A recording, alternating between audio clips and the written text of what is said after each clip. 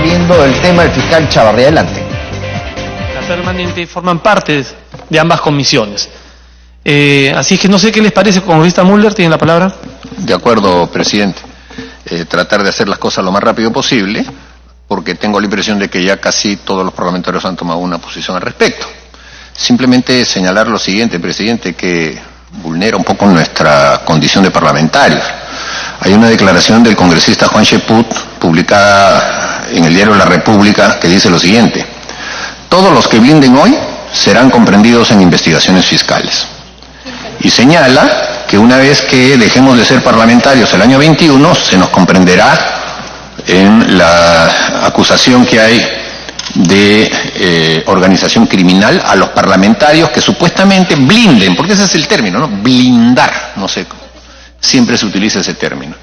Y esto, presidente, creo que debe merecer por lo menos una explicación, pero por lo más yo hasta propondría que suspendamos esta sesión, presidente, porque este es un amedrantamiento muy grave y obviamente está vulnerando nuestra libertad de voto. O sea, ya el concepto de que los parlamentarios no rinden cuenta ante ninguna autoridad por el ejercicio de sus funciones y por los votos que tengan en el Parlamento está diluido, porque el congresista Cheput ya sabe que nos van a abrir proceso de organización criminal a partir del año 21, salvo que el señor Vizcarra disuelva el Congreso y lo hagan antes.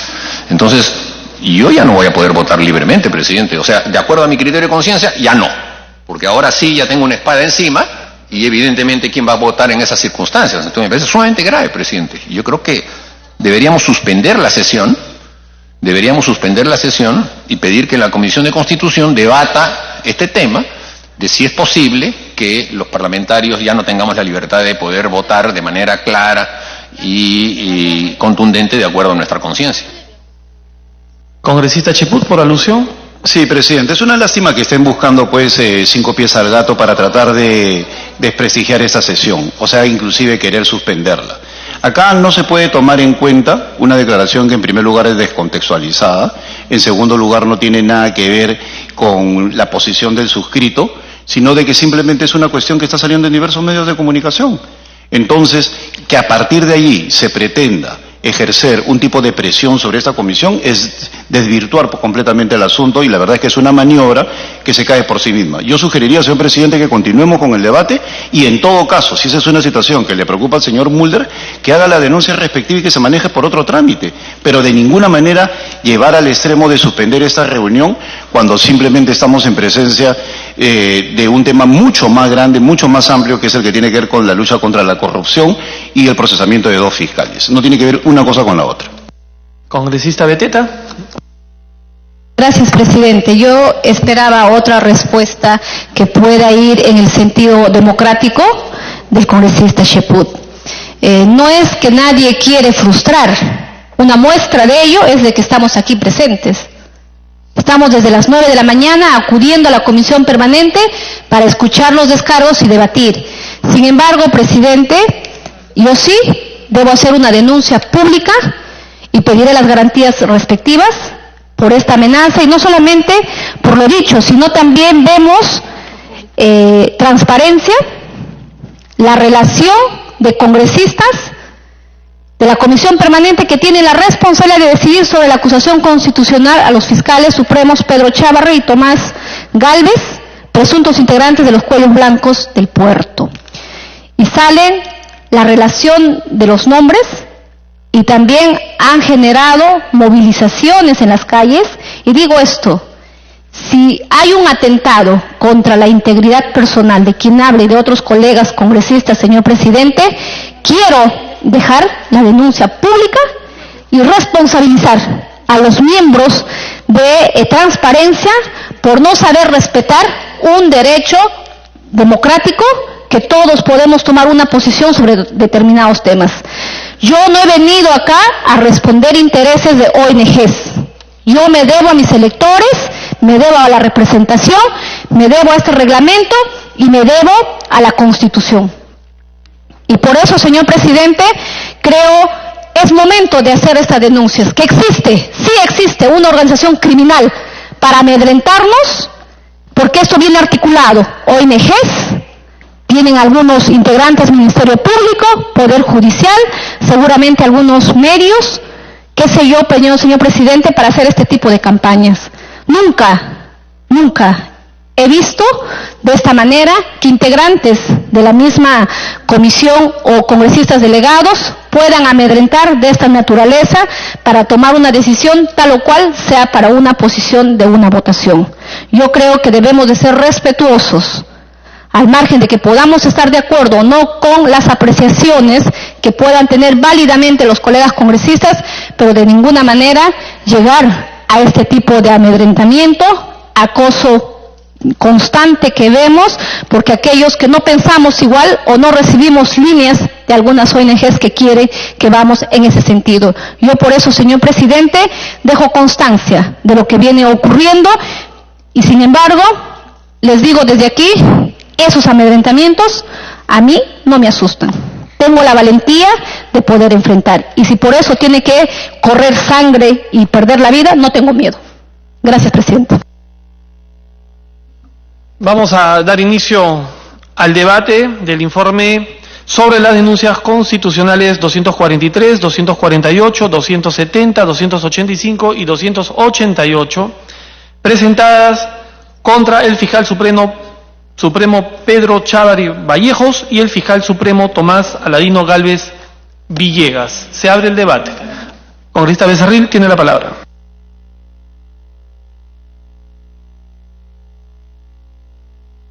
Gracias, presidente.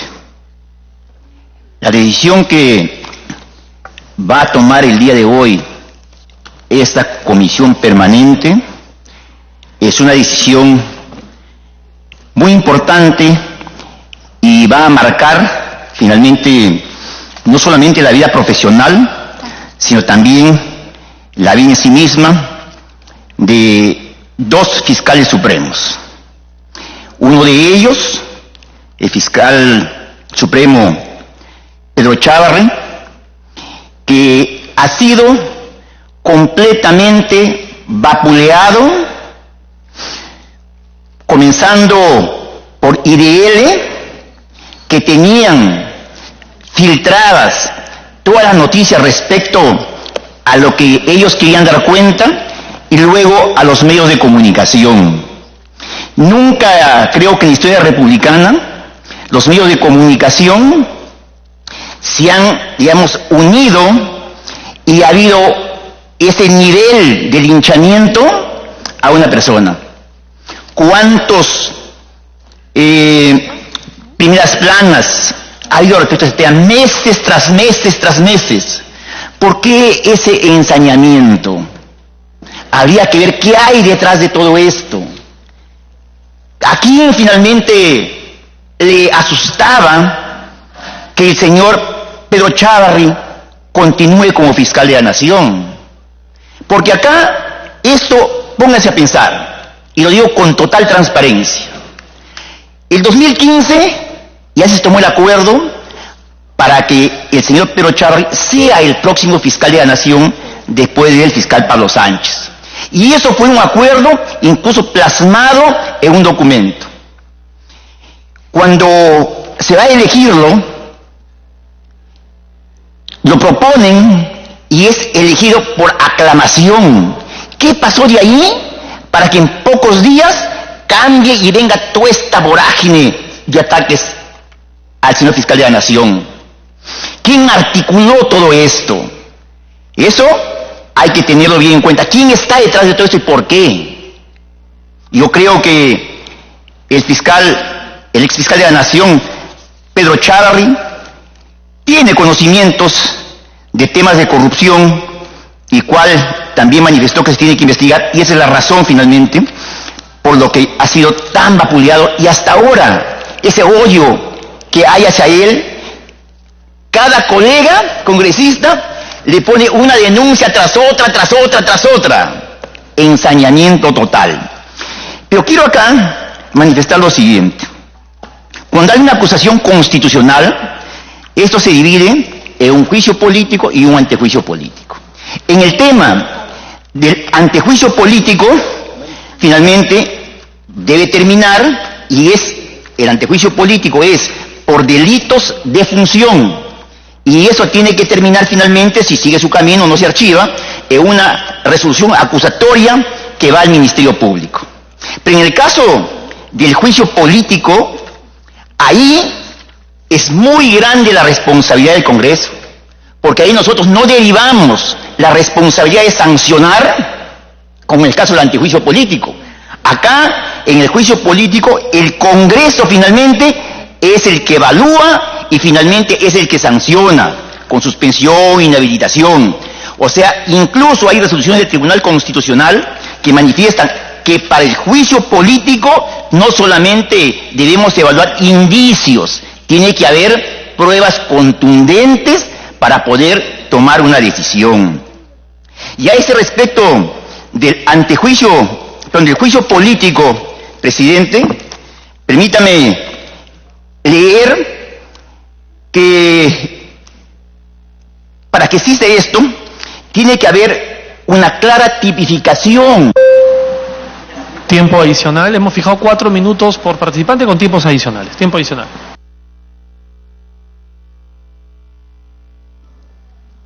Congresista Bartra, lo hago porque usted tiene sesión de constitución a las 4 para que puedan llegar. ¿Suspende entonces su sesión? Ok. Congresista Becerril, puede continuar. Gracias, presidente.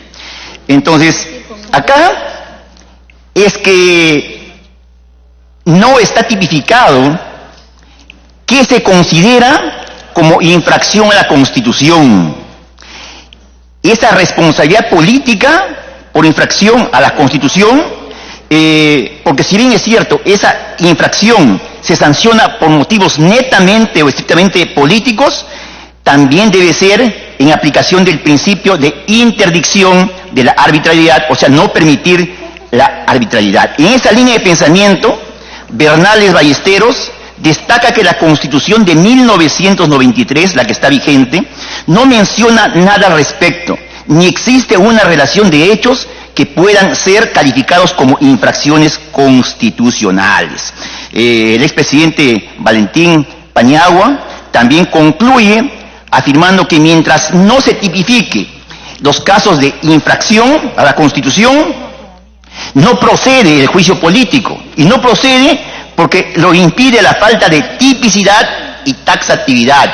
Quiere decir, presidente, que hoy día, si nosotros queremos aprobar una acusación por infracción a la Constitución, estaremos cayendo en un vacío legal, porque eso no está ni en la Constitución ni en el reglamento. Y de acuerdo a la sentencia del caso Tineo Cabrera, en el fundamento 13 y 14, dice: no se procede el juicio político por infracción de la Constitución sin que exista previamente la tipificación taxativa.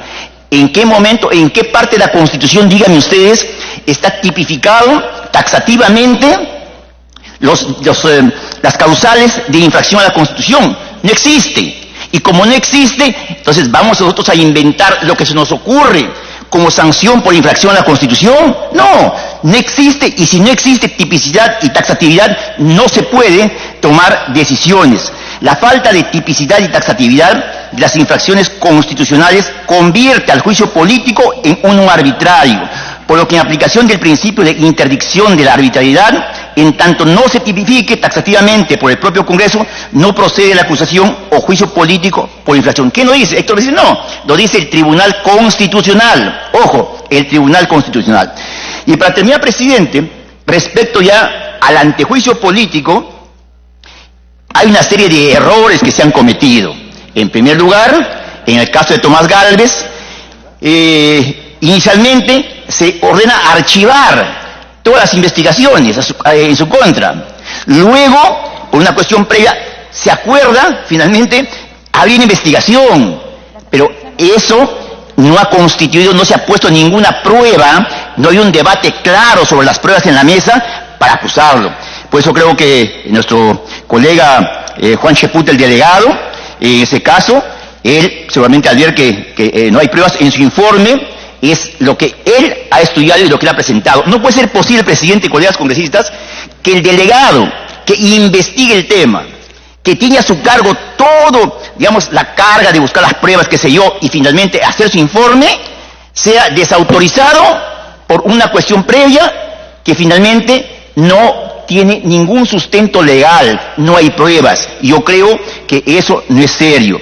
Y todos conocemos, bueno, si queremos conocer finalmente, ¿no?, que en el caso también del señor Pedro Chávarri, la verdad, todo lo que se ha dicho a él es respecto a lo que los medios de comunicación y personas interesadas de algunos grupos políticos que sabemos que no les gusta Pedro Chávarri, les gusta simplemente que en los cargos principales e importantes tengan las personas que ideológicamente coinciden.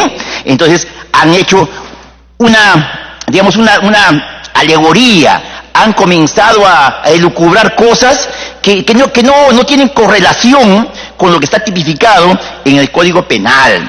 Por reuniones, simplemente por llamadas que no tienen ningún tipo de indicio siquiera delictivo, entonces ahora a el señor y a Tomás Gálvez lo han satanizado y ahora los quieren inhabilitar, los quieren sacar del Ministerio Público. ¿Qué buscan, presidente? Clarito. Buscan tomar la Junta de Fiscales de esa manera. ¿Para qué? Para seguramente, presidente, porque hay fiscales, como por ejemplo Domingo Pérez, el fiscal de la Barba, que sí han sido utilizados como persecutores políticos para, digamos, dañar, para amedrentar a aquellas personas, a aquellos congresistas políticos que no somos de su línea política. Eso es clarito y lo vemos todos los días. Por más que quieran cerrar los ojos o por más que la prensa minimice los hechos, no resalte, es un hecho real que está pasando en el país. Entonces, ¿para qué quieren tomar el Ministerio Público y el Poder Judicial? Justamente para amedrentarnos, para querer encauzarnos en temas. Pero, presidente, habemos congresistas que no les tenemos miedo, que pueden hacer lo que quieran y vamos a ser consecuentes con la verdad, vamos a ser consecuentes con la objetividad y consecuentes con el Estado democrático que vive el país. Y eso vamos a defender, presidente. Gracias.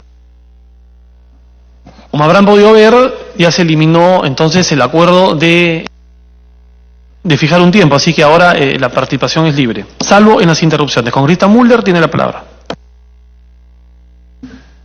Presidente, gracias. Mentalmente me he preparado para los 4 minutos nada más, entonces, presidente, ojalá lo pueda hacer. En primer lugar, ratificar que no es por fastidiar que yo menciono esta declaración del señor Cheput, porque es evidente que ahí hay una manera de ejercer una presión indebida contra los parlamentarios que lleva a considerar que si hay un voto en uno u otro sentido por parte nuestra, vamos a tener que asumir una responsabilidad penal.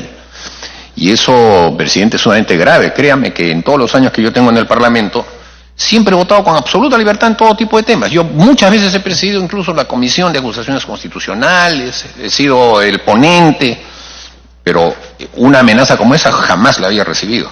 Y no es que yo esté queriendo fastidiar al congresista Cheput, o en su intervención en la que yo soslayar esto como cualquier cosa. Es un tema sumamente grave que el mismo día en el que se va a tomar una decisión como esta, el presidente, o mejor dicho, el encargado y representante de la Subcomisión de Acusaciones Constitucionales, venga con una declaración de esta índole. Y sobre todo poniendo a las actuales fiscales que están investigando el tema como las que van a ejecutar ese tema, ¿no es cierto?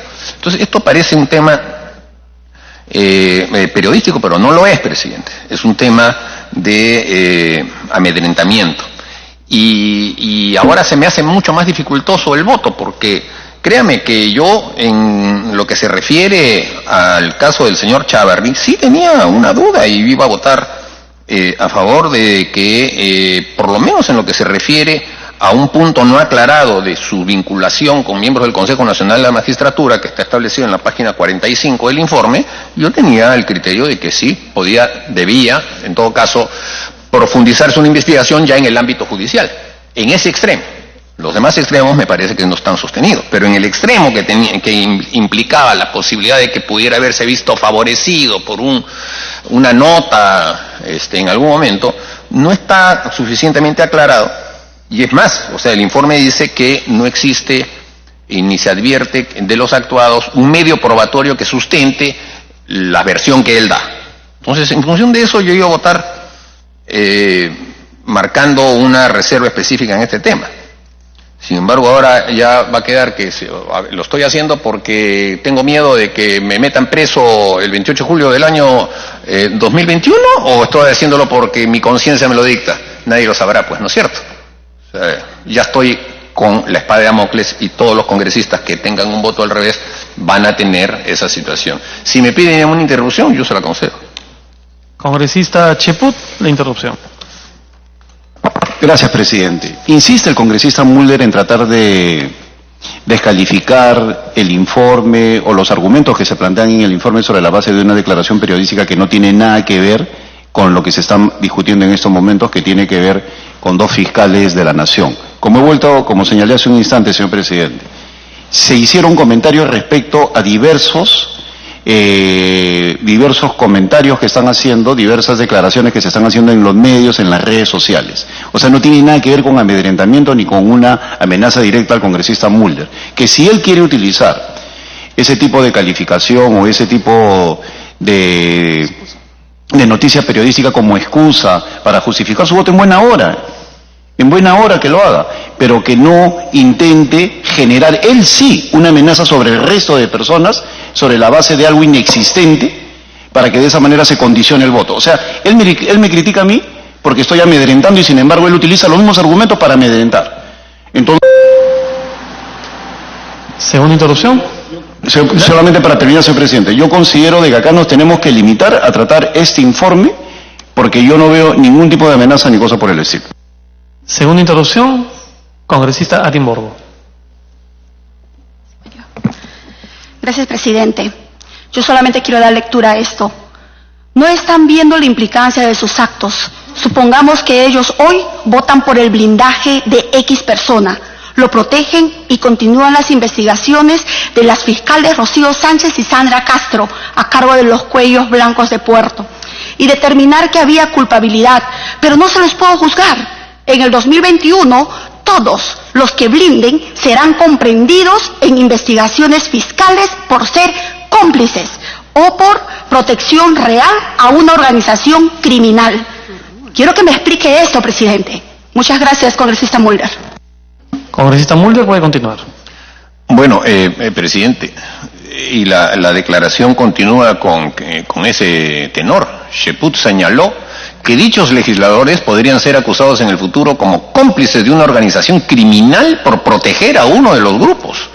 Además, aseguró que los congresistas de Fuerza Popular no están considerando la implicancia de sus casos. O sea, si no es esto una amenaza, entonces ¿qué es? Pues no me venga el congresista Cheput, en todo caso, que reconozca que se excedió en sus palabras o que ha hecho o quiso hacer una especie de alegoría futura o lo que fuera, pero esto no está redactado ni siquiera en tiempo condicional, esto está redactado: todos los que blinden hoy serán comprendidos en investigaciones fiscales. Bueno, presidente, entonces, bajo esa amenaza estamos votando. Yo quiero decir también, además, presidente, que el informe que hemos recibido, los que no somos miembros del grupo de trabajo, de la subcomisión, y lo manifesté al comienzo de esta sesión, no contiene los argumentos por los cuales al señor Tomás Gálvez se le incorpora en el delito de organización criminal. No contiene la argumentación. Solamente hemos escuchado de su defensa el supuesto que él hace para tratar de darle contenido a su defensa, manifestando una hipótesis. Pero no es serio, presidente, que venga un informe en el que por una cuestión previa se diga fulano también organización criminal, pero no se sustente. Y entonces, por carecer de sustento, presidente, evidentemente aquí no puede votarse por una imputación. El propio congresista ponente desarma todas las imputaciones fácticas que hay alrededor del tema. Entonces, esto es una incongruencia.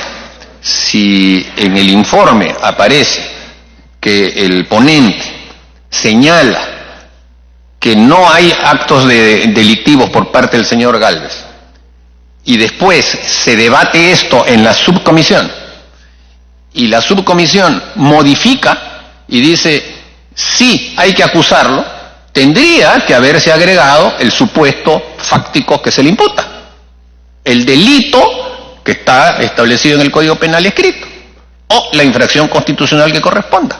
No se ha hecho. Y por lo tanto, ahí adolece este tema de un vicio. Y es imposible votarlo en estas circunstancias. No estoy proponiendo que se proponga, sino votarlo en el sentido en el que la cuestión previa se ha planteado. Yo creo que va a tener que ser desestimada, pues, presidente, porque no hay un sustento. De manera que entonces siento que puede ser parte de la inexperiencia de las cosas, porque lo que ha debido hacerse es que si en alguna parte los miembros del grupo no estaban de acuerdo, solamente se puede votar aprobando o desaprobando. Cuando se aprueba, viene para acá. Cuando se desaprueba, también. Y en el caso de una aprobación o una desaprobación, esta comisión permanente puede devolver a la comisión, al subgrupo para que subsane un tema. Pero ya se ha visto que este es un informe final y con una cuestión previa, no con un examen de los hechos, sino con una cuestión previa, se modifica una conclusión, pero no se modifican las premisas.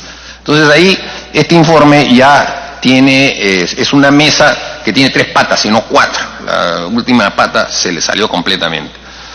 Presidente, por orden de mi partido, el congresista Javier Velázquez Quesquén, en el grupo de trabajo, votó en abstención.